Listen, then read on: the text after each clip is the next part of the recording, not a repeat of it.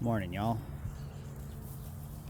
Doing the AM sheep check here and donkey check. Just brought them a little bit of hay.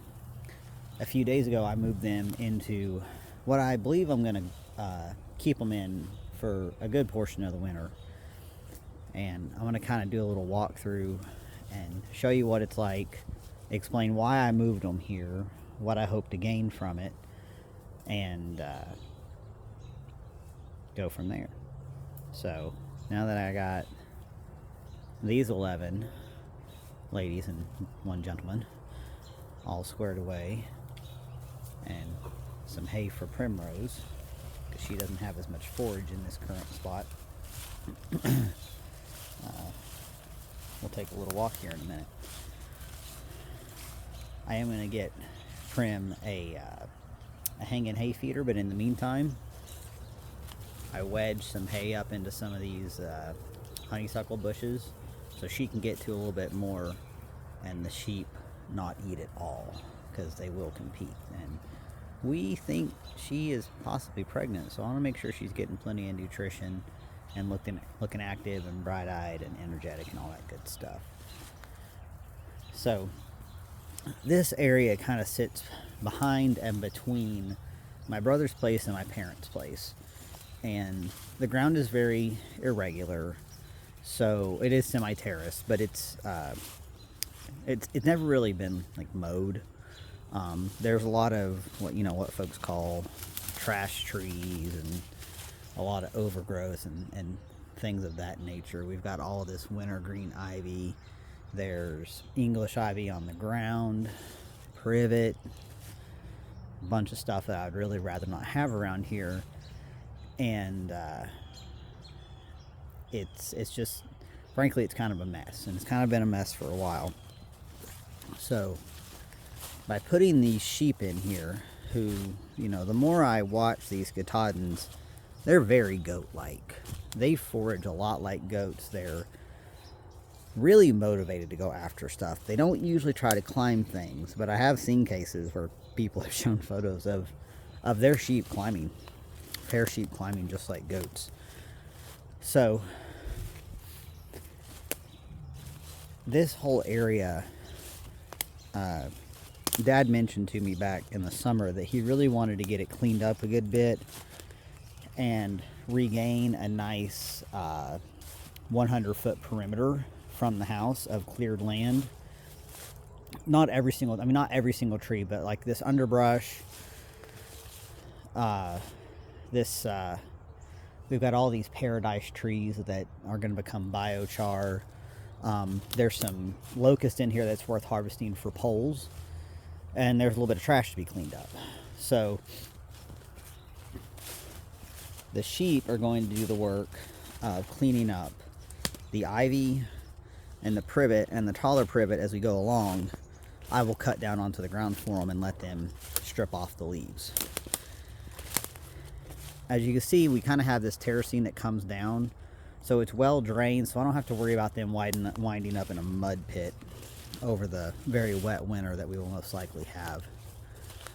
There are also several lines of cedar trees with nice big broad canopies, which will be great to provide them cover if and when we get some snow and ice. According to my sheep lady, as long as they have some kind of conifer tree cover, they'll be in good order.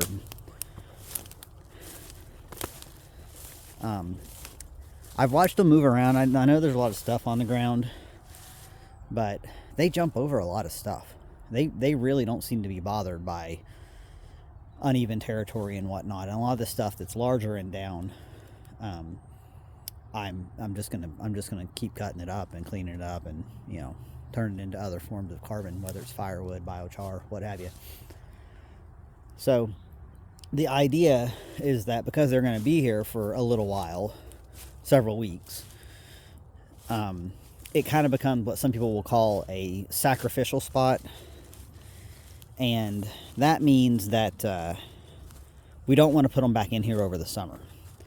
And even after they clean this up, even after I do my part, there's no way that this is going to grow grass. We're just not there yet.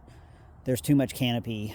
I mean, there's lots and lots of work to be done out here. But they will help me with control of the ivy and the privet.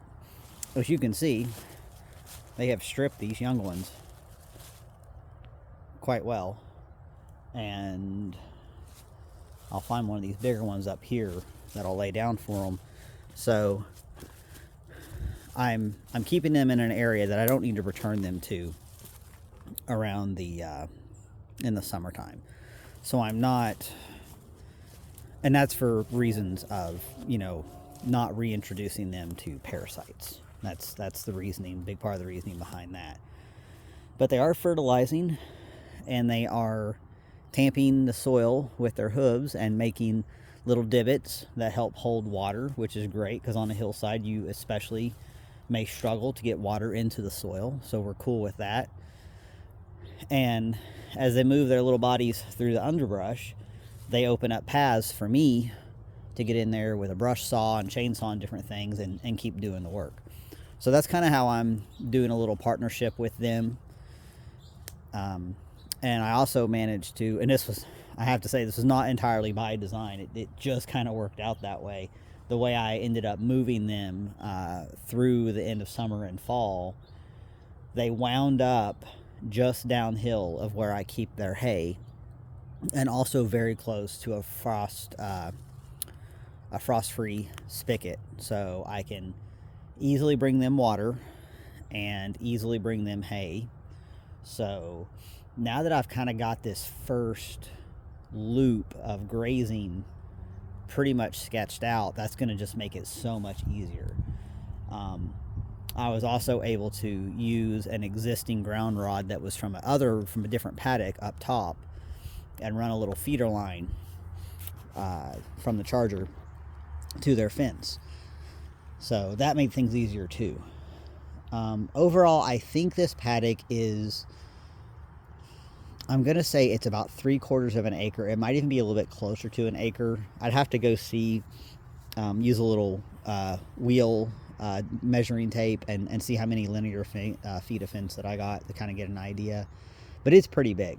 And they've been in here for about 3 days now, and they've still really only explored one little corner, and then they walk a path that that my brother mowed for me, bush hogged really, to get down to their water and minerals. So there's a lot of work to be done. Some of this is really dense. Some of this they're not going to want to get into, so it's going to be on me to get in there with a brush saw and lay stuff down. They'll push through stuff that looks like this. They will not push through stuff that looks like that. They just won't, and I don't blame them because I don't want to either. If there was something in there tasty enough and they felt motivated, they might, but they kind of, you know, they got their limits too.